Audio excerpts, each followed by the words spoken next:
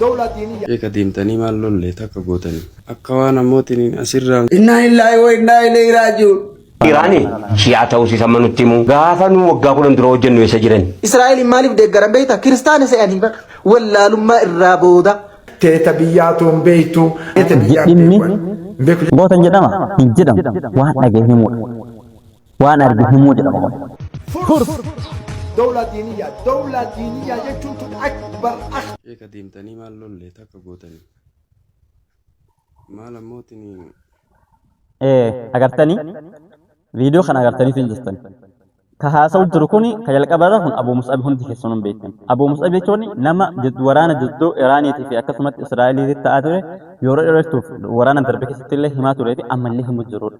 Akkanatti ammoo waa'ee waraana irraa beekuun barbaachisaadha gaarii himuun illee waan bareedaadha. Garuu ammoo asirratti maali waa'ee waraanaa beekuun waa'ee addunyaa beekuun waa'ee Afrikaa beekuun barbaachisaadha. Waa'ee biyya ofiillee beekuun ammoo biratti barbaachisaadha. Iraan maqaa isin islaamummaa qabaachuutiif waa'ee isin quuqa waa'ee isiitiif yoo dubbanne quuqama keenyas ka biyya keenyallee miidhama lammii keenya irra gahaa jiru dubbachuun barbaachisaadha.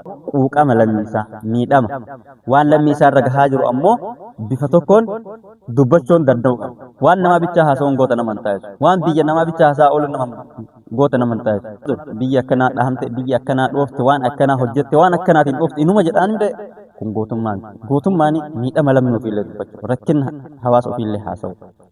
Hayyee viidiyoo kanarra.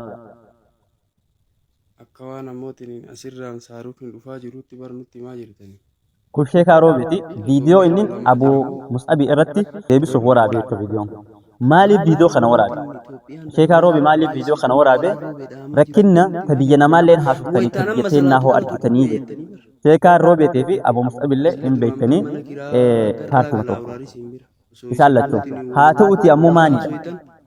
Dhimmi paartii dhimma addaa. Dhimma tokko deeggaruu mirga guutuu qaba namni tokko. Tokkollee mormuu mirga guutuu qaba namni tokko.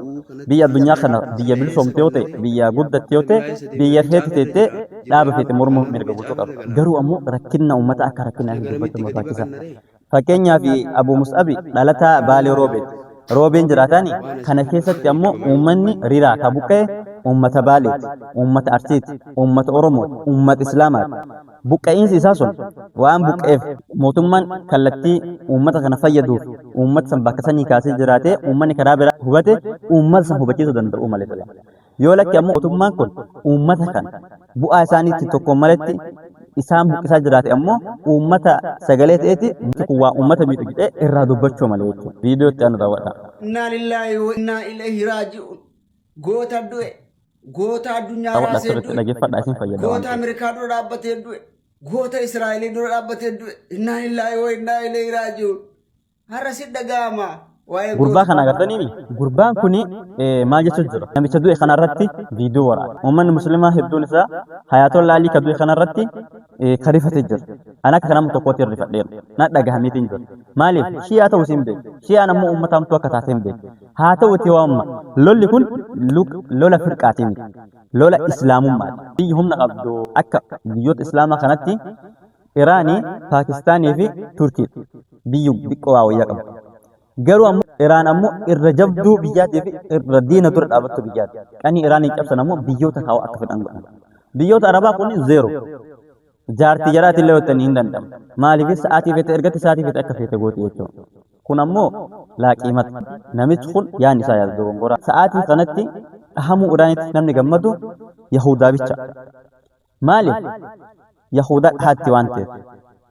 Hayyee viidiyoo kana. إيراني شيعة وسي سمنو تيمو أشهد أن علي رسول الله يجو سمنو تيمو مالو سأم أمنو تيمو غافن وغاقولن دروجن ويسجرن غافن وغاجا تربة سدي دروجن ويسجرن Raayyaa. أما ساعتي كنا fayyada. ساعتي كان إيراني رتي وادو بچو جيچوني أما نتانياهو ترغتي جرا ورما إيراني رتي وادو بچو نيتاونا إرجمورا برواش كيتو كماله ولتستبيل أكن سبيل المجرمين إلى ساعتي كنا توكو فاتو كان لما فهموا أما يجولين كيني ورا أغرتي maaliif نمنون دي غاز تنيا تون دندو نمنون دي سمو تشاكي يعني kaasatti isaan 27 kun akkasumas 29 keessa dhandira fakkaata 28 keessatti waa'ee firaqa kan sirriitti haasanii turan waa'ee guraabiyyaa waa'ee shi'a waa'ee rawaafidaa kanneen haasaniitiin turan gizee san namni waa'ee firqaayyuu qajeelootti hin beeku haa ta'uti ammoo arraantan sa'aatii waraanni jiru kana keessatti waa'ee shi'a iraan shi'a dubbachuuni Yahudaa deeggaruudha Netanyahu ergate jedhe laal nama Netanyahu ergate jechuun namni sa'aatii kanatti Iraan shi'a jedhee Iraaniin mormu nama akkasiiti kanaafi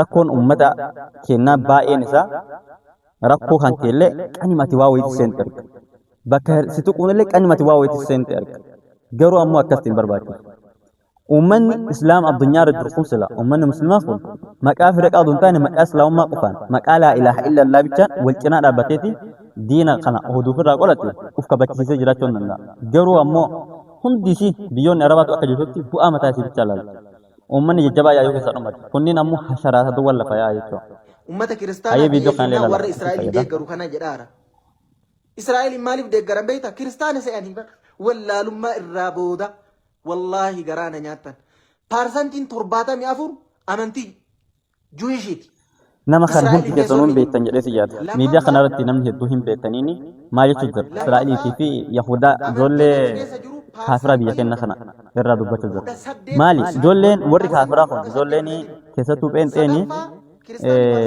إسرائيلي تن بوتو إسي والناسيت بوتو ما إسي ummata ente se beekani maali rajarri beekani waan dubbisu cinqamu dhaadhaa kanan qaban Yesus gooftaadha wanti jarri beeku Yesus fayyisaadha malee eessa fayyisaa eessa gooftaadha jechuudha jarri maan dhageettee gurra qabu Yesus Israa'elii keessaa ergamee gurra qabu biyya wanna argama jalqabisaa waan beektuuf ente maseetii jechuudha kana keessatti ammoo kiristaanni walii gala eenxee kaatolikii odominaan waan garagarii hin akka kiristaanaati kiristaanni achi keessa jirtu paarsentii tokko tuqaa sagal jechuu jira dhageettanii paarsentii tokko tuqaa saddeet jechuu jira jechuudha dhagahuu jirtan garuu hoo kana hin beektu jira islaamni Israa'eliin keessa paarsentii 18 paarsentii 74 ammoo ummata Yahudaati ummata Yahudaa ummata Jiwishii kana jechuudha garuu ammoo kanan beektu waan ta'e jarri waan Yesuusin eegu hirrafu muguutti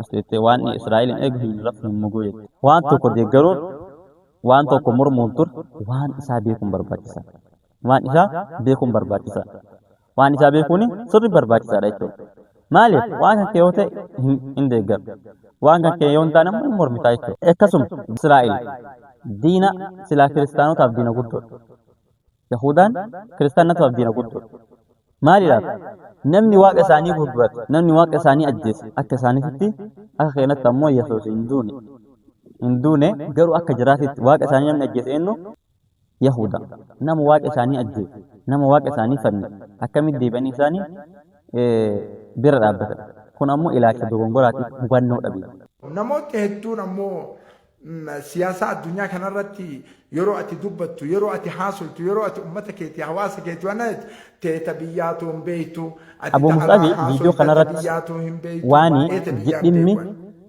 biyyaan allaallattu jedhe fakkaata maaliif maal jedhe waan biyyaa yoo beeku yoo jedhe hin danda'a hin danda'u waan biyyaa isa ilaalla nama biyya san keessa jiru mootummaan ilaallata waa'een biyyaa qaama biyya bulchuu hin ilaallata qaama biyyaaf qabsaa'u hin ilaallata qaama biyya san keessa jiraatu ilaallata waa'een biyyaa jechuudha yoo misooma biyyaa ta'e wanti kun misooma biyyaati kallattii kanaan misoomama jedhee hawaasa amansiisee irraa dubbachuu yoo miidhama uummataa ta'e miidhama uummataati jedhee kallattii kana uummata miidha jedhee mootummaa himee irraa dubbachuu maa qabsaa'uun keenya uummata nu dhageenye uummata waa'ee keenya hin beekne uummata bakka nu hin jirre hin beekne irra dhaabbaneeti uummanni akkas goote jechuun gootummaa miti anammas taa'eetuma sooshaal miidiyaa kanarra waan gadhiifame waraabaa yoo isin gadhiisee ebeluu akkana ajjeeste ebeluu akkana goote yoo isin jedhe fakkeenyaaf Iraan ajjeeste yoo isin jedhe Israa'el duute yoo isin jedhe Israa'el dhoofte yoo isin jedhe Israa'el baate yoo isin jedhe gootan jedhama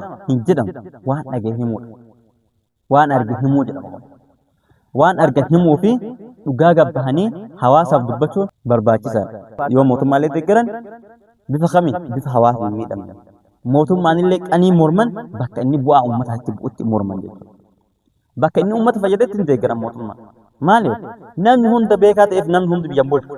Nama waa beeku biyya bulchaa miti qanii biyya bulchu ammoo bakka inni tolche silaa deeggaranii bakka inni balleessa mormuun dirqama tokko. Oromoon ammoo wanti isiin badde dunuunfattee mormiti dunuunfattee deeggarti jechuudha. Rakkoo isii guddaan kan. Kanaafi dhimmi biyya keessaa na ilaallatu ana waan Iraanii fi Israa'el malee jechuun dogongora. Ilaalcha kana sirreeffachuun barbaachisaadha. Warroonni ilaalcha kanaallee qabdan tokkoffaan gali jennaa irbee loonii galte jedhanii Oromooni keessattuu hin dursu.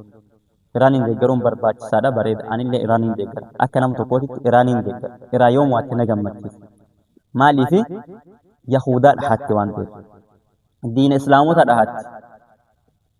Diina laa ilaaha illallah dhahatti. Diina Qur'aanaa dhahatti waan ta'eef na gammachiisa.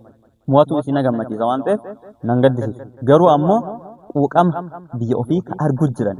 Kan namni hundi arguu jiru kan ammoo irraa jal'isuun dogoggora sirrii. Sirreeffachuun ammoo barbaachisaadha. Assalamu alaikum warahmatullahi wabarakatuh.